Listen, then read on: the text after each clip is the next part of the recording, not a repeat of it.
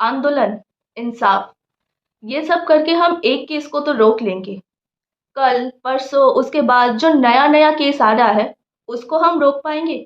9 अगस्त 2024, RJ कर medical college.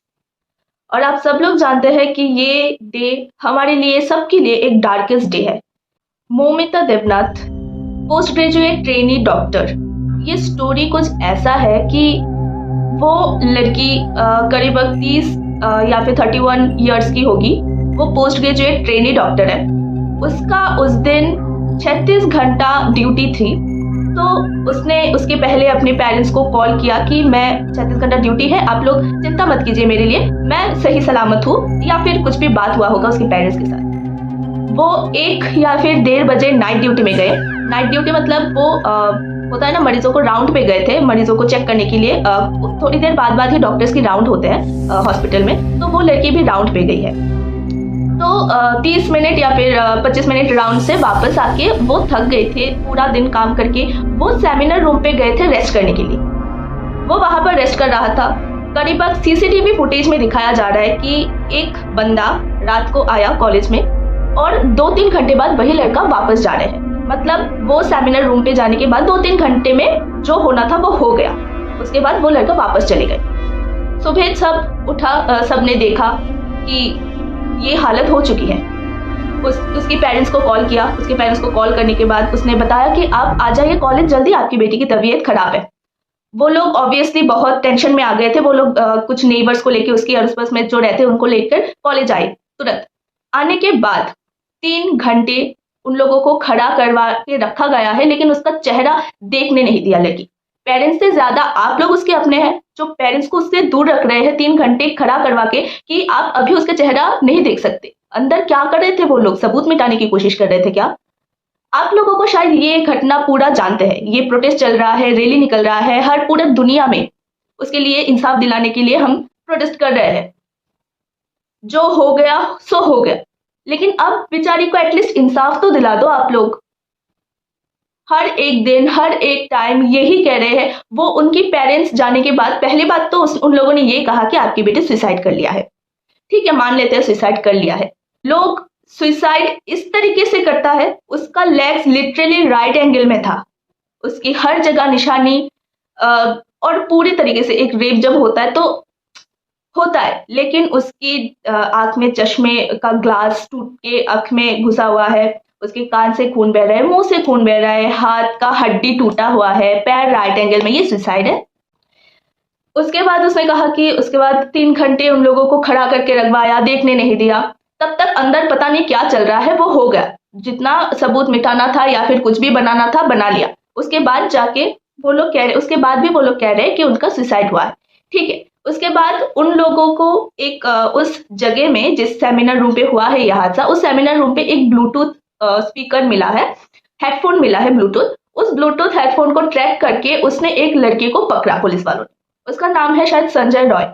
उस लड़के को पकड़ा। पकड़ने के बाद वो लड़का मान भी रहा है कि हाँ मैंने ही ये काम किया है और मुझे फांसी देना है तो दिलवा दो।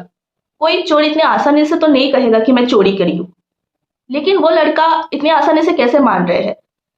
और पोस्टमार्टम की, लड़की की पोस्टमार्टम की जो रिपोर्ट है, उस रिपोर्ट में देखा रहा है कि ये एक लड़की का काम तो है नहीं, ये एटलीस्ट 3-4 लड़के का काम है। जितना जितना क्वांटिटी बॉडी के अंदर सीबम है वो एक लड़के का नहीं है, ये ऑब्वियस है। लेकिन सीसीटीवी, वो लोग सीसीटीवी ऐसे प्रूफ दिखा रहे हैं कि एक लड़का आया, 2-3 घंटे बाद एक लड़का वो वहां से चला गया। मतलब ये एक लड़के का काम है, उसको हम पकड़ लिया है, उसको हम फांसी में चढ़ा देंगे, केस खत्म। आप पहले तो बोल रहे हो कि ये सुसाइड है, उसके बाद सीसीटीवी में देख रहा है कि ये एक लड़का है, पोस्टमार्टम की रिपोर्ट कुछ और कह रहा है। किसको टोपी पहनाने की कोशिश कर रहे हो भाई आप? एटलीस्ट उस बंदी को इंसाफ तो दिला दो। वो बंदी नहीं आएगा इस दुनिया में वापस, एटलीस्ट उसको इंसाफ तो देना चाहिए। ये अंदर की ही बात है, कॉलेज की अंदर की ही कुछ ना कुछ तो हुआ है। ये बाहर वालों की काम नहीं है, या फिर बाहर वाले अंदर भी आ जाए। इतने श्योर नहीं हो सकते कि यहाँ से यहाँ जाना है, यहाँ जाके हम ये पूरा घटना घटा के वापस चले जाएंगे सेफली। इतना कॉन्फिडेंस नहीं है, ये अंदर वालों की ही काम है। घटना के अगले ही दिन प्रिंसिपल ने रिजाइन कर दिया उस कॉलेज से। क्यों? उसका बयान कहाँ है? अगर उस लड़की की फ्रेंड्स की बयान कहाँ है? कोई कोई नहीं था क्या इतने पूरे भरे कॉलेज में? वो लड़की अकेला रात को उस सेमिनार रूम पे था, कॉलेज में कोई नहीं था, उसका एक चीख भी सुनने के लिए कोई नहीं था। उसका उस टाइम पे उसका दोस्त कहाँ है, बाकी डॉक्टर्स कहाँ है, उसका बयान क्यों नहीं लिया जा रहा? एक लड़की का ठीक है पेरेंट्स से इतना कुछ शेयर नहीं कर सकता, ऐसे बहुत सारी बात है जो हम हमारे या फिर पेरेंट्स से शेयर नहीं करते, दोस्तों से शेयर नहीं करते, या फिर क्लोज किसी से भी शेयर नहीं करते, लेकिन हमारा फोन सब कुछ जानता है हमारे बारे में। कहाँ है उसका फोन? चेक करो उसका फोन। आप एक बार सोचिए, इतना जहरीली तरीके से उसको मारा गया है, लाइक एक एक हड्डियां उसकी बॉडी से अलग करके। ऐसे अगर रोज रोज एक एक घटना घटते रहे, लोग रोज रोज एक एक सबूत को छुपाने में रहे, तो इंसाफ इतने आसानी से नहीं मिलेगा। हम प्रोटेस्ट करते रहेंगे। हाँ ठीक है, प्रोटेस्ट करके अगर इस केस को इंसाफ दिला भी दिया, अगले साल जो आने वाला है या फिर अगले दिन जो होने वाला है उसका क्या? हम पेड़ को तो मार देंगे लेकिन उसका जड़ तो उस मिट्टी के अंदर रह ही जाएगा ना, उससे फिर से एक नया पेड़ उगेगा। ऐसे ऐसे हम उस पूरी घटना को नहीं रिमूव नहीं कर सकते। इंडिपेंडेंस डे भी कुछ लोगों ने नहीं बनाया है, बोल रहे हैं कि फीमेल के लिए तो ये देश इंडिपेंडेंस नहीं है अभी तक। उस लड़के ने क्या गलती किया है? छोटे कपड़े पहने थे, बार में गए थे, ड्रिंक कर रहे थे। हमें इंसाफ दिलाना है उसको, और इंसाफ इस तरीके से देना है कि अगले जो आने वाला है एक दूसरा केस वो ना बने। हम कई सारे देश देख लिए हैं, निर्भया, 4 साल की बेटी, स्कूल गर्ल, और आज ये कोलकाता की ये स्टूडेंट वाला घटना। हर साल हर एक दिन कम से कम 1000 से ऊपर तो एक ना एक रेप केस बनता ही है, और कहीं कहीं केस दब जाता है। आप लोग घर में हो, आप लोग प्रोटेस्ट पे नहीं आ सकते, इट्स ओके। हमारे साथ 24 घंटे एक्टिव नहीं रह सकते, it's okay, but let's talk about it. Yes, let's talk about it. अब अपने पेरेंट्स से, दोस्तों से जस्ट ये बातें करना कि ये हमारी सेफ्टी के लिए है। ये बात कोई डॉक्टर्स की नहीं है, ये बात एक वुमेन की है, ये किसी की भी साथ हो सकता है। मैं देख रही हूँ कि सारी स्टोरी में इंटरनेट पे फैल गई है ये पूरा घटना।